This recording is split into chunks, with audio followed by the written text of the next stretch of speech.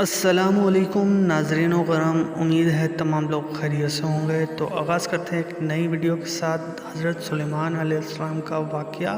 حضرت سلیمان علیہ السلام نے ایک چونٹی سے پوچھا، تمہاری سال بھر کی خوراک کتنی ہے؟ چونٹی نے کہا، چاول کے 2 دانے۔ حضرت سلیمان علیہ السلام نے چاول کے 2 دانے ڈال کر سوراخ بند کر دیا۔ 1 سال بعد سوراخ کھول کر دیکھا تو کیا چاول کا 1 دانہ باقی تھا۔ حضرت سلیمان علیہ السلام نے چونٹی سے کہا، تم نے چاول کا دانہ کیوں بچایا ہوا ہے؟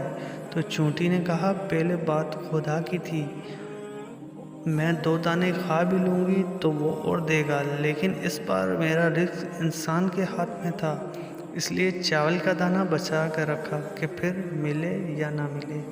دوستو، ہمیں امید اللہ تعالیٰ سے ہونی چاہیے، رزق کا وعدہ اللہ تعالیٰ نے